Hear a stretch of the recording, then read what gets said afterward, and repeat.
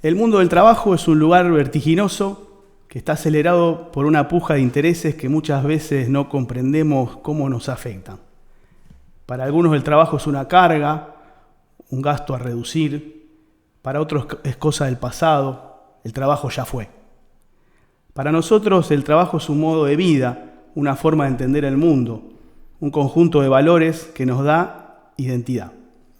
Para entender este mundo del trabajo y cómo está cambiando, para pensarlo colectivamente, para encontrarnos y que se escuche nuestra voz y así perseguir los objetivos y los anhelos que tenemos, también hacemos radio. Bienvenidos a 1803 Radio, esto es Pensar en el Trabajo. Bueno, me acompaña la inestimable presencia de mi compañero Brian Tiepo. Él es cientista político y se desempeña en la Universidad Nacional de Rosario, dando cátedra en la carrera de Relaciones del Trabajo. Relaciones del Trabajo, bueno. Y bueno, va a ser la voz autorizada que nos va a acompañar en este recorrido y en este esfuerzo que estamos haciendo, como decíamos en la apertura, para entender el mundo del trabajo y ver cómo se desempeñan también en la diaria esa puja de intereses que tenemos que ver cómo después nos van cambiando la vida para saber también hacia dónde tenemos que orientar nuestros esfuerzos. ¿Qué tal, Brian? ¿Cómo están? Muchísimas gracias. La verdad es que es una alegría inmensa de estar hoy acá. Vamos a ver cómo sale. En primera instancia y en última instancia siempre es importante este tipo de actividades, más en un momento en el cual el sindicalismo es tan vilipendiado, tan ninguneado. Veremos a lo largo de los programas, entiendo que va a haber más de uno, o eso esperamos, cómo pensar el trabajo. El trabajo en la actualidad dista mucho de hace 5 o 6 años. Entonces, repensar las prácticas cotidianas que hacen al trabajo va a ser el ejercicio de este programa. Vuelvo a insistir con la palabra que dije al principio, muchísimas gracias y es un verdadero orgullo. Bueno, sí, es un esfuerzo que se hace también para darle otro espacio a este pensamiento, un pensamiento también hecho desde el llano, desde el saber obrero y tratar de mezclarlo, Totalmente. decíamos, con todo el bagaje de la universidad y pensarlo colectivamente. Así que bueno, en términos del pensamiento de lo que es el mundo del trabajo, hace un tiempito atrás el presidente disertó, ¿no es cierto?, en un evento, Sí. entiendo, relacionado con el empresariado internacional, y dejó una definición que realmente transparenta de una forma muy sintética y muy simple qué es lo que le está pasando al mundo del trabajo hoy por hoy y cómo se está viendo afectado por la política económica. O sea, cómo entienden el mundo del trabajo en 2 líneas y cómo lo han llevado a una política económica. Lo compartimos. Ejemplo, ustedes le venden trabajo a su empleador a cambio de pesos para con esos pesos comprar otros bienes. Pero lo utilizan, no sé si se acaban de dar cuenta que acabo de usar un formato a la Rothbard que acaba de destruir la teoría de la explotación. Ustedes le compran dinero a su empleador. Se acabó la teoría de la explotación. Digo, solo por plantear la discusión de una manera distinta hace que se termine con la teoría de la explotación. Salvo que los trabajadores estén explotando a los empresarios, ¿no? Pues son los que compran dinero a cambio de trabajo.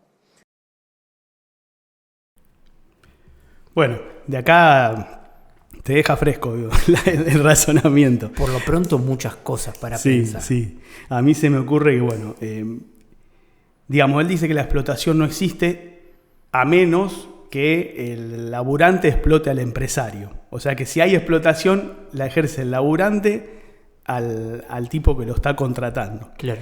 Entonces me ocurre pensar, después vos por ahí lo vas a saber desarrollar más. Si vos estás explotando es porque estás entregando, en un intercambio estás entregando algo que vale menos para llevarte algo que vale más. O sea que el trabajo tiene menos valor que el dinero que estás recibiendo en contrapartida, sin hablar de la realidad salarial que después la vamos a desarrollar. Si el trabajo vale menos que el dinero, en este pensamiento el trabajo no produce riqueza, digamos, no es lo que genera la riqueza, que es como nosotros la entendemos, sino que la riqueza la genera el dinero por sí mismo, digamos, sin mediar quién lo está produciendo. O sea, es una idea de una riqueza que prescinde del trabajo, que como que no es el elemento dinamizador que genera la riqueza y por lo tanto está prescindiendo de quién lo hace. Claro. O sea, es una riqueza sin trabajadores. Sí. O sea, me parece que más que un fallido, como dirían en el psicoanálisis, una declaración de principio.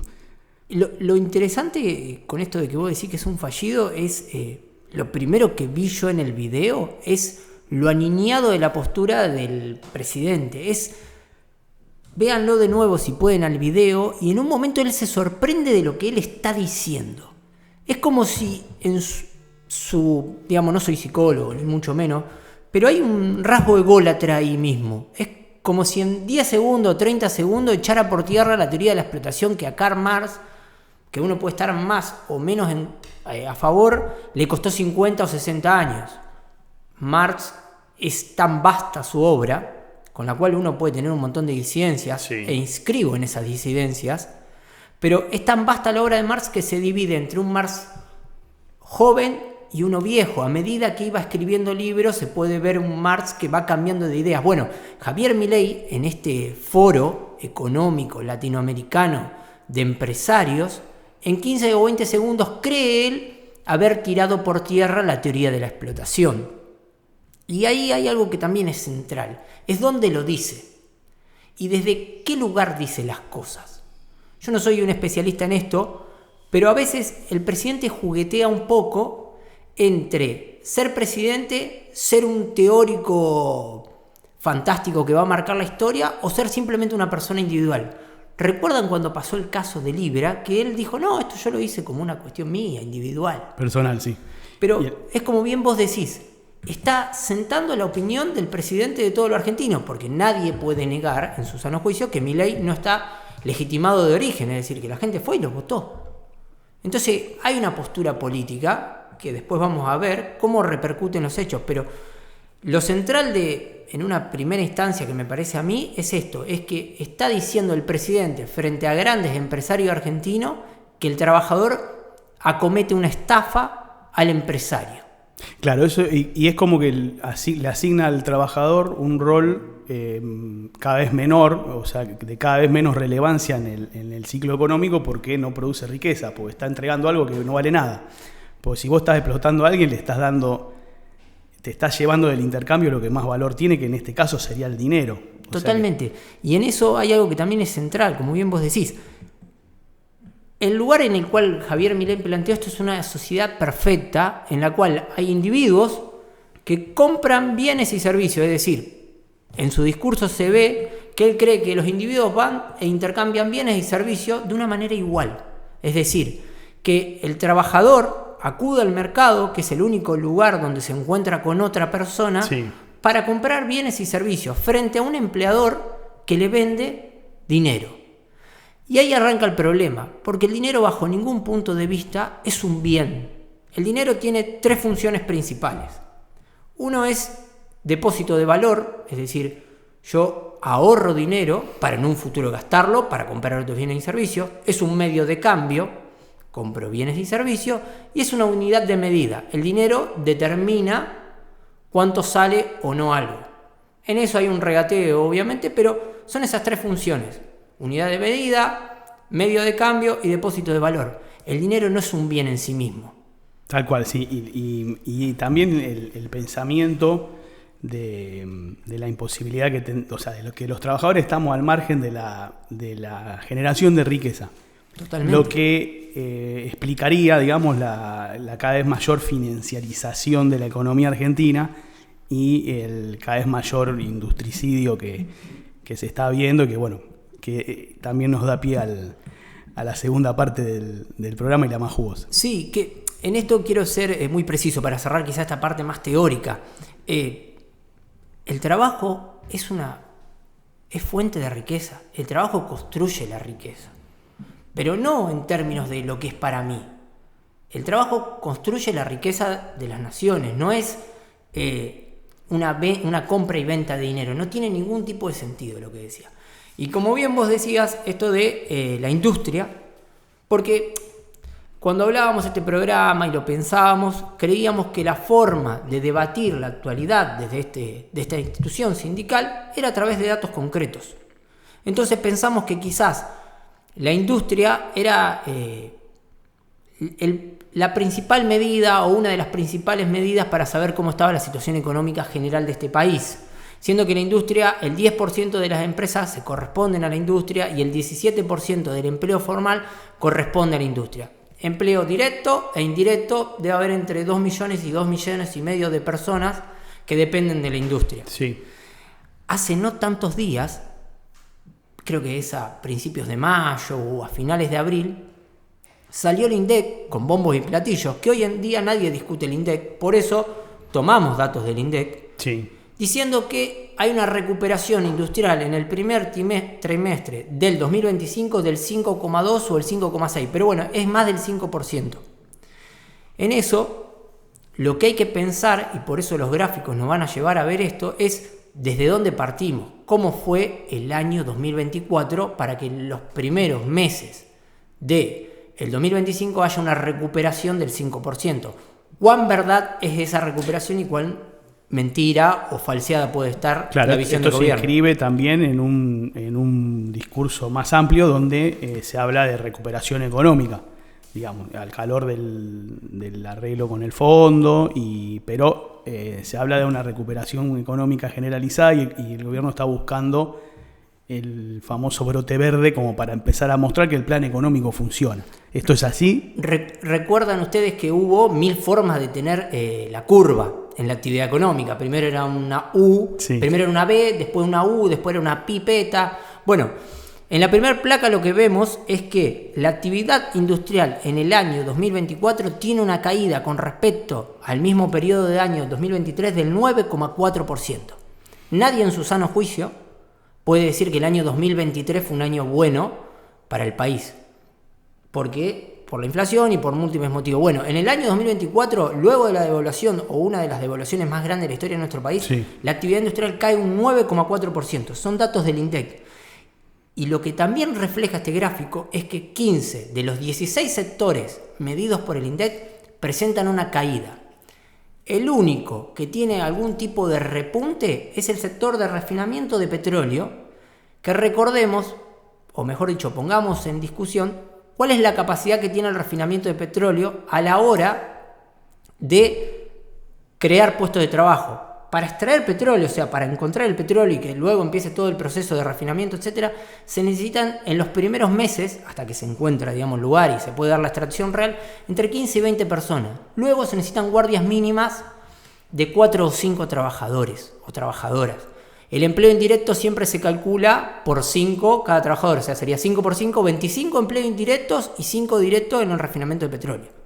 Por lo cual, no sé si es una gran noticia que el único sector beneficiado en el año 2024, que dicho sea de paso es beneficiado por las políticas públicas que se llevaron en un momento con respecto a Vaca Muerta. Sí. El gasoducto, que ahora le cambiaron el nombre, no recuerdo cómo es que se llama, es aquel que es el único sector que muestra un crecimiento en el año 2024. O sea que los sectores más poderosos, más dinámicos, a la vez no son los que más empleo generan dentro de esta pretendida recuperación. Totalmente. Perfecto. En eso, la actividad económica del 2024, o sea, la actividad económica general, no solo la industrial, refleja que hay una caída del 2,5%. Esto es placa 2, ¿no? Sí. En la placa número 2. Perfecto. Una caída del 2,5%. Que pudiese haber sido del 4,5% si no hubiésemos tenido el crecimiento en el agro. Que el agro, hay que recordar, que viene de un 2023 con la sequía más importante de la historia de nuestro país. Para poner en situación lo importante que fue la sequía, hoy a Javier Milei y a su gobierno el Fondo Monetario Internacional le presta 20.000 millones de dólares. Son los mismos que hubiese obtenido el gobierno anterior si hubiese podido, digamos, hubiese evitado esta sequía por cuestiones climáticas, si no hubiese estado. Que en esto, un breve paréntesis, no está mal tomar deuda. Nadie, digamos, a no ser que sean sectores muy de izquierda, puede decir que está mal endeudarse. El problema es con qué objetivo te endeudas. Si es como en la vida cotidiana, o te endeudás y tomás un préstamo para ir a jugar en el casino. Sí, o para cambiar el auto o hacer una pieza en tu casa, digamos, claro. Exactamente. Bueno, la deuda no está mal. El tema es los motivos para qué. El peso de la deuda ahoga la economía, eso no hay que ser economista para verlo, y no se ha visto ni un kilómetro de ruta ni un puente. Bueno, acá tenés otra placa que en la placa, si no alcanzaban... La 3 sería. Sí. Si no alcanzaban los datos del INDEC para demostrar la caída brutal de la actividad industrial en el año 2024, recurrimos a un gráfico de un organismo que es el ONUDI, que pertenece a la Organización de Naciones Unidas. Nadie puede decir que el ONUDI tiene algo en contra, o las Naciones Unidas tienen algo en contra de Argentina.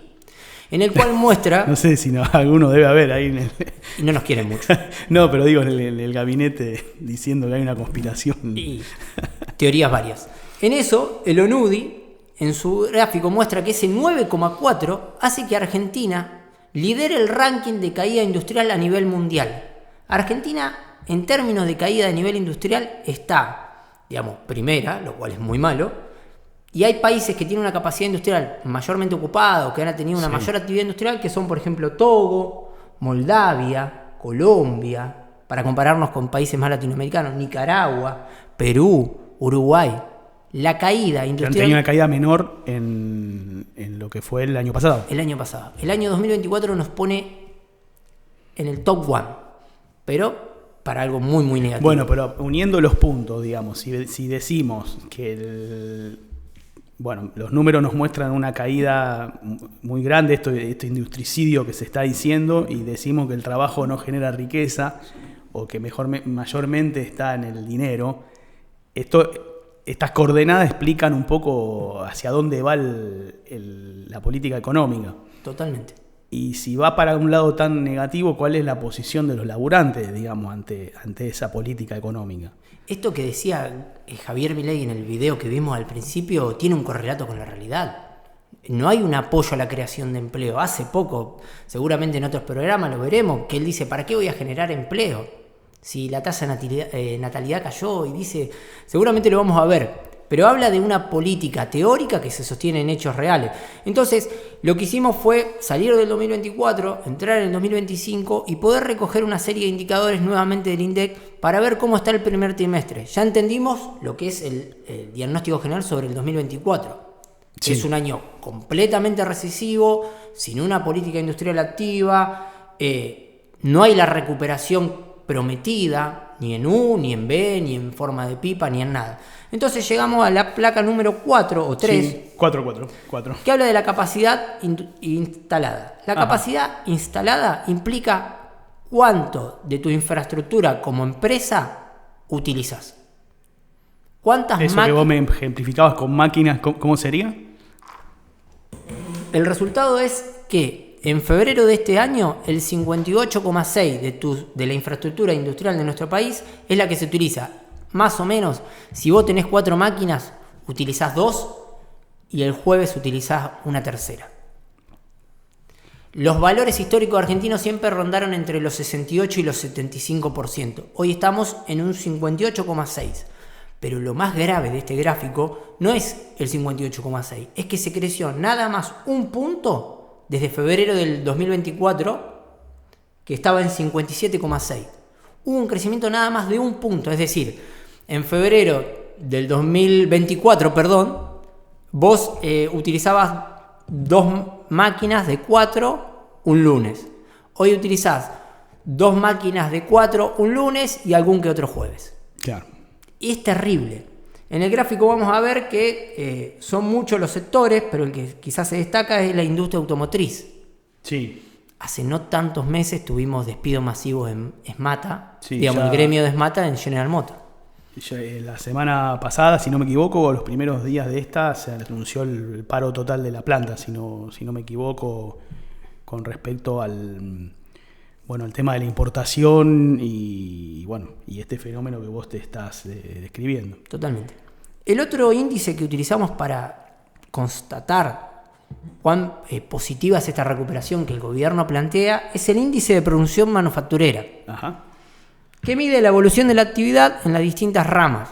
Entonces es este 5,6 el que se ve en el último año, que es en el año 2025, que se crece en relación... de un pretendido crecimiento contra el 24. Pero les pido a ustedes que están viendo el programa que vean la caída del 2023 al 2024. Es abrupta. Es estrepitosa. Por eso la recuperación no se da. Y si es que ese 5,6 es tan prometedor, pero insisto en esta idea, nadie puede llegar a decir bajo ningún punto de vista que el año 2022 y 2023 fueron años positivos para la economía argentina. Aún así seguimos abajo de esos números. La economía se está llevando adelante o está en una performance que es inferior a años malos. Años muy malos. Claro, pero si vos, digamos, estamos en un proceso electoral, digamos, donde el gobierno se está jugando la vida y se están, como decíamos al principio del programa, dando un montón de discursos de recuperación, de que esto está funcionando. Entonces me parece que es importante charlar estos datos también para entender cómo es la política económica y los efectos que pueda llegar a tener en los laburantes a nivel de ingreso, a nivel de permanencia, estabilidad laboral, ni hablar, y saber en qué ámbito estamos tratando de sobrevivir o de mejorar aquellos que están pudiendo hacerlo. Totalmente. Y cuando utilizamos la industria que sea como el disparador para interpretar cuál es la realidad económica del país, es porque la industria ocupa un lugar central en lo que es generación de empleo. Tal cual. Bajo ningún punto de vista puede compararse el empleo que genera el agro, mucho más con la tecnificación de los últimos años, con el que, digamos, genera la industria. Entonces, ahí llegamos a la última placa, o una de las últimas, que es el estimador mensual de la actividad económica. Mide interanualmente cómo creció la industria. Sí. A mismo mes del año pasado lo mide.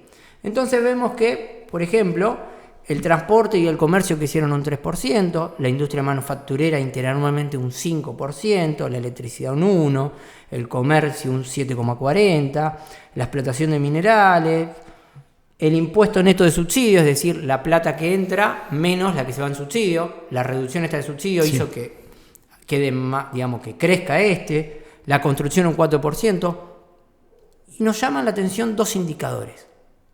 Y ahí volvemos al discurso del principio. El primero es la pesca. Dos cosas. La pesca tiene variaciones muy grandes y no es un indicador para tomar como algo positivo o negativo. Sumado que nadie puede decir que en la Argentina la pesca es su actividad principal. Crece interanualmente un 28%. Lo que crece y el que más creció del año 2024 al 2025, que crece un 30%, es la intermediación financiera. Está la real industria, digamos, beneficiada por la política económica. Lo que están mostrando los números es inapelable, digamos. Mover guita y hacer plata moviendo guita es lo que más creció en nuestro país. Y ahí mi pregunta es, y que no la termino de poder responder, es ¿cuánto creemos que puede llegar a generar de puestos de trabajo la intermediación financiera? El juguetear con la plata. ¿Cuántos puestos de trabajo reales va a crear la intermediación financiera? Y si es que son pocos, ¿cuán sostenible es un régimen económico que depende de la intermediación financiera? Y la última pregunta, que en algún momento nos va a abrir miles de debates, ¿qué lugar ocupa el trabajador que tiene un saber específico, un oficio, que tiene una historia, que se nuclea en una institución sindical o no, en este régimen económico donde la intermediación financiera es aquello que más generó dinero o que más creció en este país de un año a otro? Se me ocurre que del lado de los que deben y pagan intereses, digamos, o utilizan mucho lo que tiene que ver con las cuestiones de la tarjeta de crédito o distintas herramientas financieras como para poder sostenerse, digamos, dentro de una pérdida salarial muy importante que se está viviendo. Esta perdón que sea tan gráfico y hasta burdo, esta película la vimos. Pisar el consumo, bajar los salarios, a las paritarias ponerles techos, no homologar convenios de trabajo, abrir las importaciones y no cuidar la industria local, que tu economía dependa de los vaivenes internacionales de las exportaciones, que la bicicleta financiera en algún punto sea una fuente que estimula la economía, la toma de deuda. Esta peli ya la vimos y no salió muy bien para los trabajadores. Y ahí sí hay una postura política. Lo que sí creo que lo que intentamos en este breve paso por este medio es discutirlo con números reales. Tal cual, sí. Y aparte tener... tratar de hacer, porque esto lo vemos en la pelea diaria sindical o estando en los lugares de trabajo, una cada vez menor, pero todavía sigue existiendo, desconexión entre lo que el laburante de a pie vivencia y su juicio sobre las políticas públicas. O sea, esto para nada, este esfuerzo para nada está tratando de que alguien cambie de parecer, no es una cuestión ni proselitista ni de política partidaria, pero sí estamos tratando de discutir y generar una discusión colectiva de cómo estas políticas económicas, como laburante o como clase o como sector social, los perjudiciales que es, y también de alguna forma transparentar y mostrar que para ellos qué lugar tenemos que ocupar nosotros, cuál es el lugar que nos tienen reservado en la economía. Sí, que el lugar que ocupa el trabajador es un lugar en discusión. Claro, y de empuja que tiene que ver con una organización y una fortaleza y una correlación de fuerzas. Totalmente. Y el último gráfico, que quizás es el que nos permite cerrar, es el gráfico que expresa, es de una consultora, que ahora no recuerdo el nombre. Ahí está. Consultora W, esto salió en La Nación. En La Nación es una nota que muestra cómo se segmenta salarialmente para ingresar o no ingresar en una clase baja o en una clase media o en una media alta. Entonces ahí, por ejemplo, para ser clase baja en pobreza tenés que ganar 700.000 pesos. Para ser clase media baja tus ingresos deben estar en 2.100.000. Para ser una clase media alta tus ingresos tienen que estar... Lo que yo estoy diciendo, y por eso quisimos cerrar con esta placa, es si tenemos la capacidad de entrar donde nos dicen que tenemos que entrar. Es decir, ¿podemos constituirnos como clase media cuando el techo de ganancias son 3.200.000? ¿O hay que generar algún otro tipo de conciencia y sentirse quizás trabajador y trabajadora? Y eso no está determinado salarialmente. ¿Me explico lo que Sí, no se condice una cuestión cultural donde el trabajo en blanco registrado, sindicalizado, con todos los beneficios y con paritaria y representación sindical, te aseguraba un pasar económico determinado donde muchos trabajadores y trabajadoras se asumían como clase media. Claro. Esto muestra a las claras que muy poco de nosotros integramos ese estrato y que quizás sea bueno pensar en clase trabajadora y en cómo podemos hacer los trabajadores para volver a recuperar ese nivel dentro de lo que está marcando esta pirámide. Volvemos al rol que nos asigna la política económica, que hay que por eso la necesidad de organizarse y en forma inteligente llevar nuestra demanda para que esto cambie.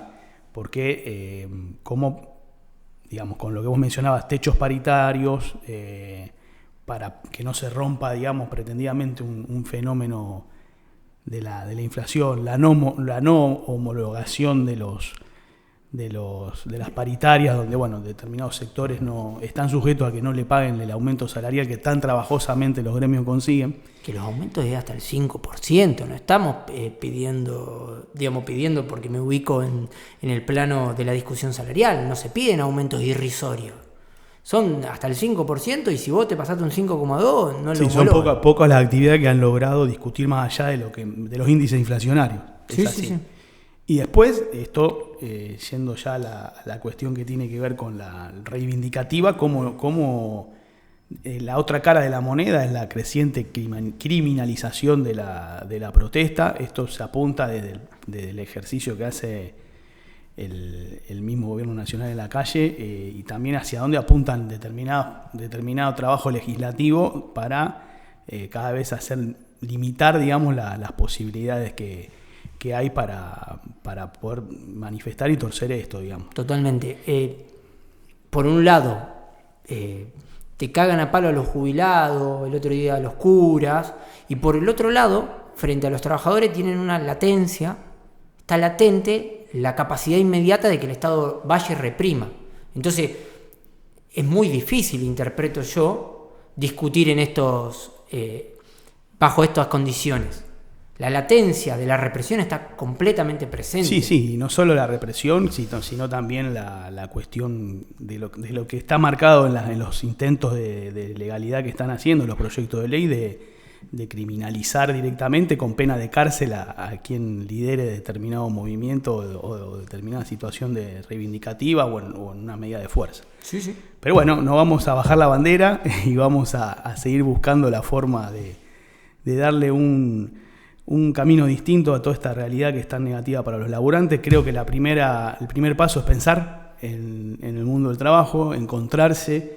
Este es uno de los canales que hemos encontrado para poder discutir, pensar entre todos, organizarnos y buscarle la forma de poder buscar un futuro distinto. Los trabajadores ya lo hicimos, ya hemos transformado infinidad de veces la realidad de la nación, y con esta comisión calculo que lo vamos a volver a hacer, no tengo ninguna duda. Bienvenido sea. Nos encontramos la próxima. Muchas gracias. Chau.